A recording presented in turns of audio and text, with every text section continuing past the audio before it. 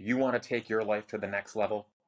Join us as we learn from real people who've overcome real problems with real solutions. Welcome to the Unstoppable Growth Podcast with your hosts, Rebecca and Tim Lindsay. Let's go! Hello, hello. I'm so excited. Wow, look at this place that we're in, Rebecca. We are in a new podcast studio. Yeah, this was your first time It today. is. Brian and I have been here before. We set up with the wonderful Caitlin from our Seacoast staff. This is the Seacoast Podcast Studio.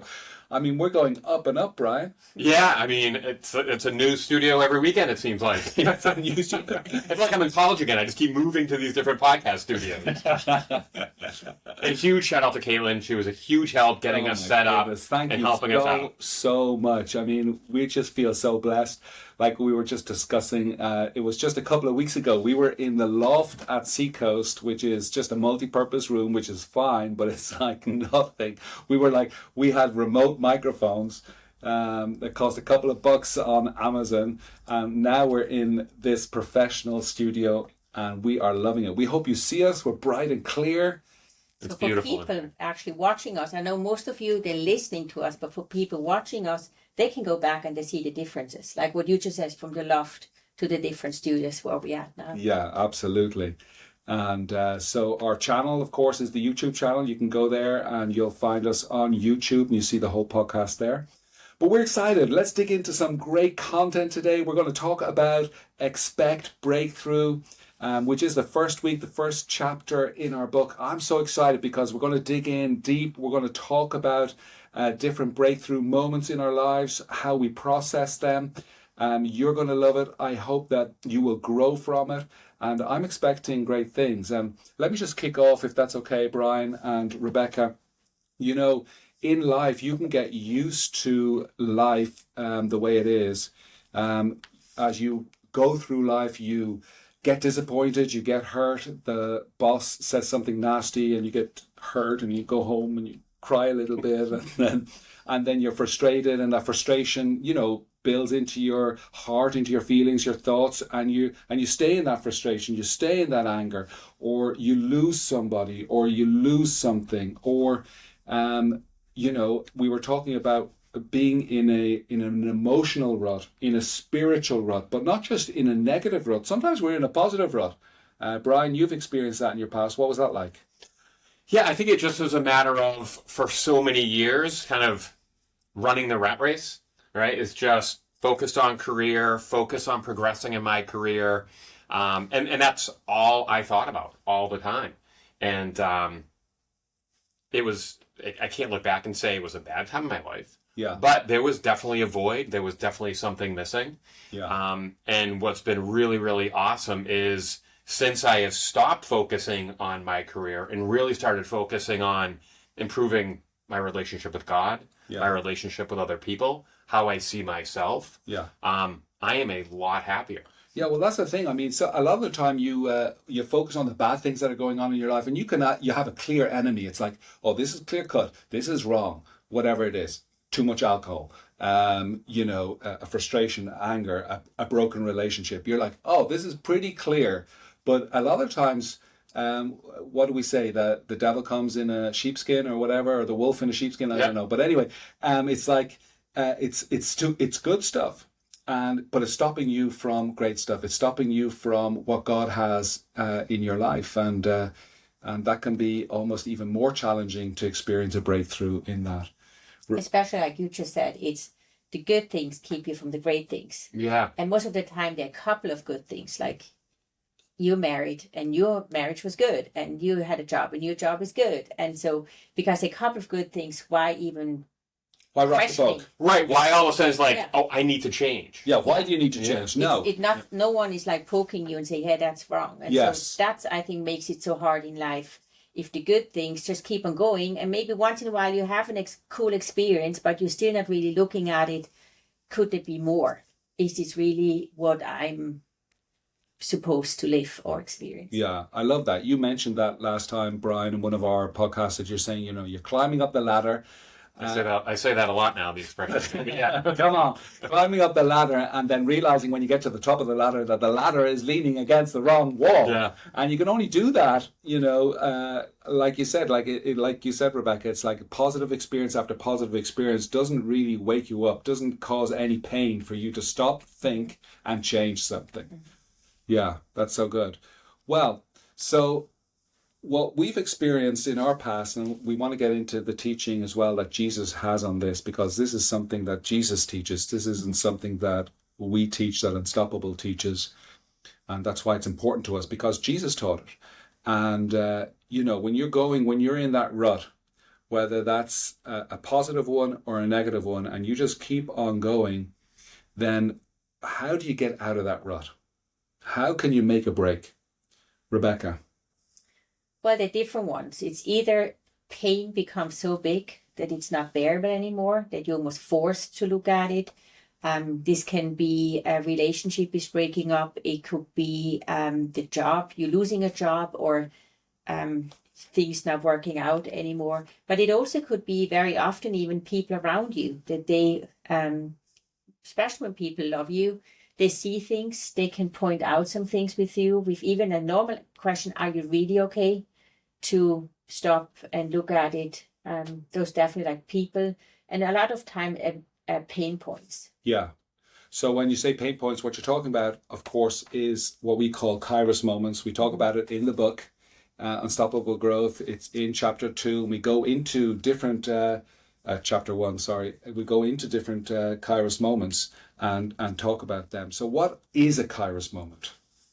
Kairos moment, I explain always, are aha moments, are moments you can remember. So if I would ask you what happened last Tuesday at 9, you probably will not be able to tell me what were. You guess I was on the way to work, or I was at work, or whatever.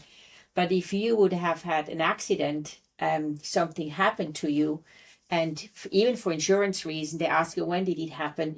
This is a moment you can remember. Or like big moments like a birth. Someone died, your wedding, you hopefully remember the day. So it's usually an emotional moment. Yes. An emotional moment, yeah. And Jesus teaches this in Mark chapter 1 and verse 15. He says, the time has come, right? And he's talking about a special event in time. And that's really what we're talking about in these Kairos moments. We're talking about events that happen in our lives and how we process those events. And so easy to have an event, to not learn from it, to not grow from it, to not process it. And we'll look in the second half, maybe in part 2 of this podcast, we'll be looking at, how we can process those moments. But when we dig into those moments, so Jesus uses a word there, or the writer in Mark uses the word in Greek, kairos. There's 2 forms of time in Greek, and that is chronos and kairos. Chronos being a chronological part of time, and chronos being a special event in time. In English, in German, we only have one word for time. And so, when looking at what you just said, if you go to a party or whatever, and you don't talk about that party being a very good 2 hours, 20 minutes and 30 seconds of chronological time, you look at that party, you say, oh my goodness, I had such a good time. I have no idea how much, was it an hour, was it 2 hours, was it 5 hours, who knows? But it was a great Kairos, it was a great time. And so when Jesus says, this is a Kairos moment, he's talking about this is a special event in time. Of course, in Mark chapter 1 and verse 15, he's talking about his own entry into this world. And that is what it's all about. It's all about Jesus. It's all about who he is, the Son of God, and what he means to you and me. But not just in that specific moment. So a lot of Jesus' teaching, and I love this about his teaching, is not just, he's talking about something specific to that group that he's talking to, but he's also talking about something general so he's speaking to us too. So here we are 2,000 years later, and we're hearing his teaching, and he's speaking to us too. So he's saying there's a special moment in time. And if you process this time, he says, the kingdom of God is at hand, and repent and believe the good news. So he's giving us an idea of what we should do with this special moment in time. But let's dig into that special moment. What does that look like on a day-to-day basis? Well, it's either if you're at the pain point, if you have no other choice than to really, like if you lose your job, you do have to reflect on, okay, what am I going to do with that now? Am I going to fight that I get the job back, or am I going to apply for something new? But most of the time it is actually holding, stop for a moment and just look at it. What did just happen? What is happening to me right now? Why am I feeling like this? Why are things not working out? If it's in a relationship, why are we fighting about the same things again? If it's a challenge with finances, why am I always running out of money? Like you realize maybe certain patterns, and you have actually the courage to stop and look at it. Yeah.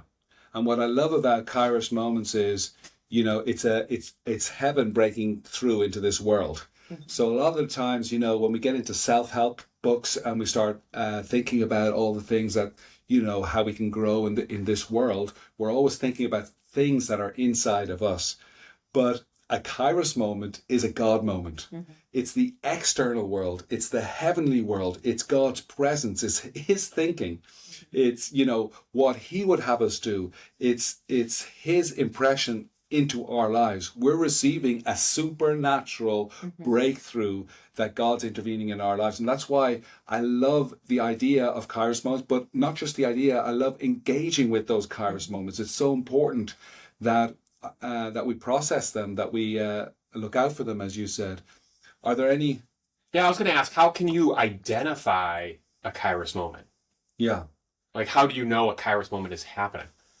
So even if I would ask you till now, what would be a high and a low from today?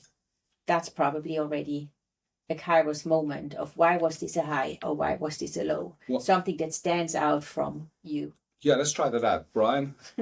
A high from today and a low from today? A high from today, a low from today? I think I admitted this last week, or the last podcast. I've been having trouble getting out of bed early. Yeah. I've shared this before too. I left my career, my job. I'm self-employed now, which is great, but I don't have the structure I've had for 25 years. I don't have to be at the office at 8:30. Yeah. And I used to pride myself on, I'm up at 4:30 in the morning. Yeah. I'm at the gym. I'm doing more before 8 o'clock than anyone else does. Like, that was what got me going and got me fired up. Come on. It's not happening right now. I got mad at myself. Actually, before I left here, I was talking to my wife, and I'm like, I know what I need to do. Yeah. I'll fix this, because if I don't wake up early, Danielle's not waking up early. I'm the alarm clock in the house. Yeah. So that was a low moment, and I think I thought that shared this with you before.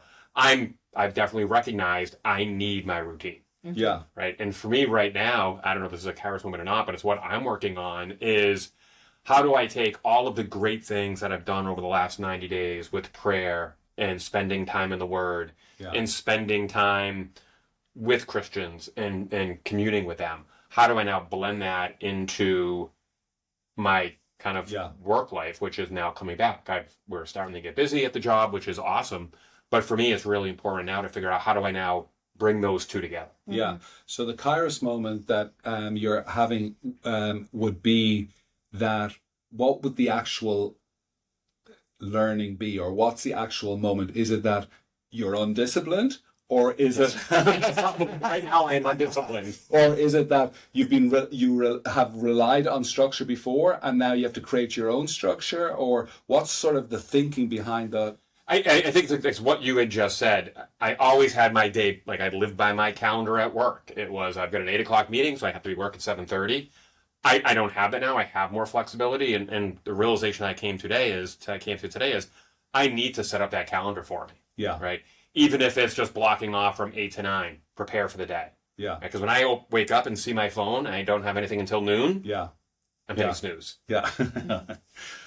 Why would you say, though, it stresses you? Because before you said you had to be at work, and then that was like something that gave you the energy. Why do you think it's stressing you out now? I feel like I'm being lazy. Like, I feel like I'm not being as productive as I can be, or I should be. Now, I'm also balancing that with, I don't need to just go, right? It's okay to spend time in the morning with the Lord, reading his word. It doesn't have to be work, but I need to put that on my calendar. Mm-hmm. And like, even if it is prayer time, it's going to be on my calendar. Yeah.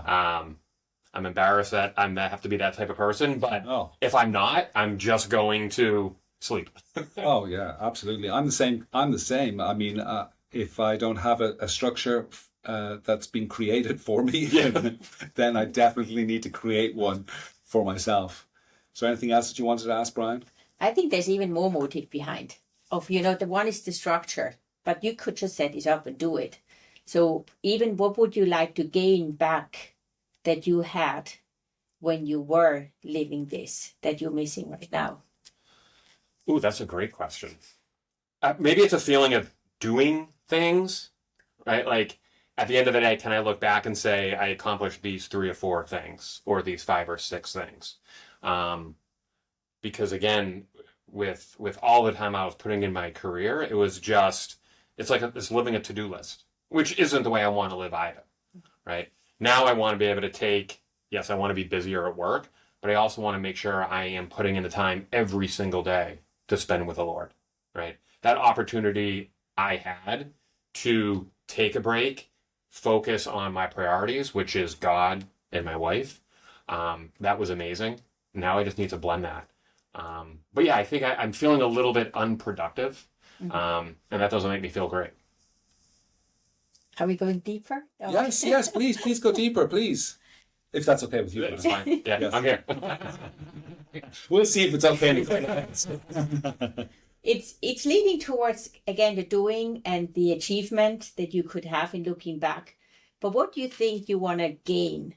Like, what is it that you like when you spend time with God? What is it that you like when you spend time with your wife, Danielle? What is it that you like when you actually were up and you were the alarm clock for her? What is the feeling that you have then that you're missing now when you're not doing it? Coaching one-on-one with Rebecca. Yeah. I think that I felt like I was responsible for something. I felt like I was, I guess, important. And did you like that? Yes. So you miss this? Yes. Yes. Yeah. Oh, wow. Yeah. That's so good. Okay. All right. No, I'm missing that feeling of importance. Hang on, keep going. Keep going, hang on. No. What I've very often with Kairos is nowadays we get so distracted by even explaining why maybe certain things don't work, or why even it's an okay thing, why it's not like that. And we're nice people and normally we let it slide. But if the slide, but when it's something that is really bothering me, having the courage to really look at it. What is it, my win that I felt I had that I'm missing? Is it something I should be pursuing again to go after? Or is it something, no, that was for this time, but something else has gone for me? And then a lot of it has to do with predictable patterns, like what you're talking about. What are schedules I can set up to get there again? But very often it is the motive behind, and also the lack of what you don't have anymore. Yeah. And so that's why I love digging in, even in the first part of a Kairos, what is happening right now, of analyzing, because the more you know, everything else is just aligning up afterwards, pretty much, because you have a measurement, you have something you will be able to go to bed in the evening and feeling like, I was responsible, my wife was happy, not because you're good in what you do. It's you as your person, as how God made you to be. You got to lead and you got to live it out. And that's what you're missing right now, not so much the other work. Yeah. That's so good, and that's the importance of, that's exactly what we're talking about. Thank you for being a living example of it. I will also say, before Unstoppable, before I went over, I wouldn't have tried to think through it. Yeah. I wouldn't have. It was just like, it is what it is, go. It is what it is, go. And I have found myself over the last, 6 to 9 months, starting to process things. Yeah. And that was something I just, whether I was scared of it or just didn't want to do it, maybe it made me feel weak. Like, it is something I'm starting to embrace. Yeah. And then even now, sometimes I'll miss it and I'll have to go back and say, okay, why did I act this way? Why did I respond that way? What was going on? Yeah. Yeah. And that's why Kairos is so important for us at Unstoppable. It is actually, that's why you got the clarity. We always say gain the clarity, But if we're not stopping and looking at it, like how much money do I actually have on my bank account? How much money do I really have in my wallet? I'm not having the clarity. And so we can do this in all the areas of our life too, if we stop and say, okay, God, what are you saying to me right now?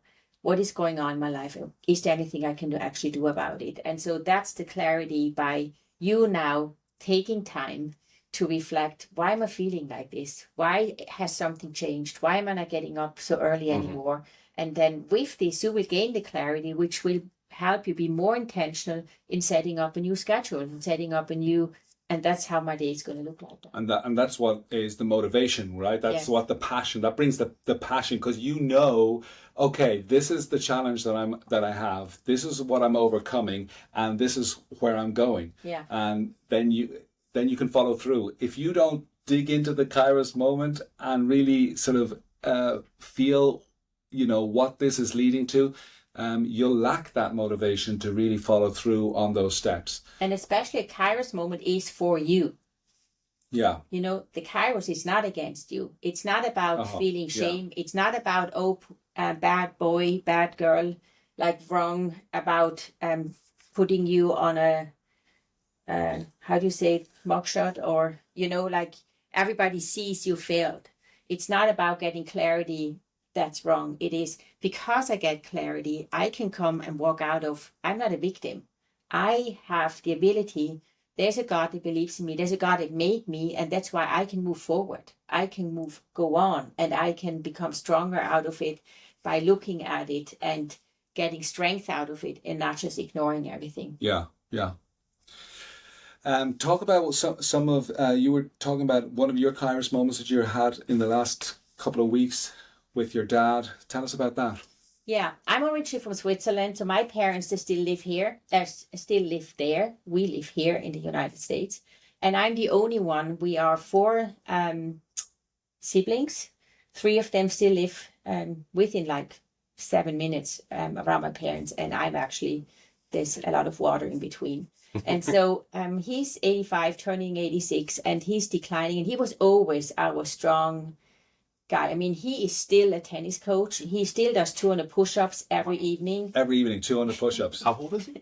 85. Wow. 85. He's incredible. Wow. Yeah. I mean, he's incredible. He is fit. He gave his life to cheese. He was a pastor for many years. He's on fire. Yes, and he loves Jesus, and like he was always, hey, God is one. I trust him. I'm with him, and he's for me, and kind of I've got this because of him. And now this summer was the first time we were there, and it was the first time I heard too, like that my mom is observing his keep forgetting things. And it was still like, it's kind of cute in the beginning, but age-wise. But now a week ago we found out that he has like panic attacks because he's realizing I'm forgetting things, or he went on a walk and he forgot where he was. And so here I am. Even though it's happening to my parents, it's still happening to me. So for me was, okay, God, what are you saying to me now? I'm not there. I cannot help them, or I cannot step in. Like my siblings, we're trying to figure out how what could be now our action steps with them. Was there a special moment where that happened? Like, for me, it was definitely when the phone call came. Like we have a sibling chat, and my sister texted, hey, let's get together, talk. What could be our steps? How can we step in and take more responsibility with the parents? And then because it was an action step for them, for me, it was very clear, I cannot step in this kind of help like all the other ones can. Yeah. And so what was the actual Kairos? What was the actual sort of like, what's God saying to you? Of, wow, I cannot be there even though I would like to be there. So how can my help look like? Of, I feel afraid too. I feel like I'm losing my dad too, but I'm not as close, like physically, like my siblings are, but I'm going through a similar process like them. Yeah. So as you are distant from the process and distant from the family, what are some of the things that God is speaking to you through this Kairos moment? That I'm still playing a role, and I have to play my role, especially now. That's a cool thing nowadays with FaceTime, and I love Marco Polo. Then it's a memory, like I can record it in a video, and I see my parents, and I see myself. And so it is reaching out, speaking life, and especially prayer. So like I loved last Sunday, my sister texts and say, hey, are you available? Can you quickly call and pray? And so they know I'm like spiritually wise. I'm bringing Jesus in. It's not just human experience or love. Yeah. And so those are some of the things that you are sort of reacting to and bringing in. But what are some of the things that God is specifically saying to you through this moment?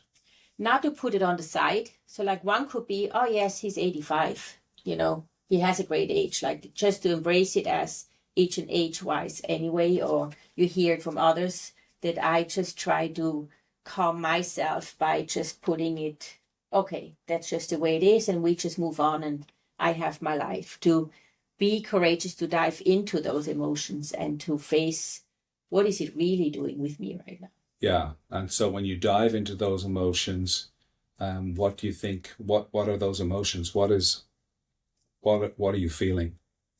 It is the fear, like it could be time or sooner, even though we just had a beach walk and we talked about it, how blessed we are with our parents. And when they really go home. It is really a victory. I mean, but still you want to have them around. So it's the fear of losing your dad. Yeah. Right. And so what's in that fear? Like what's God saying to you as you move through that fear?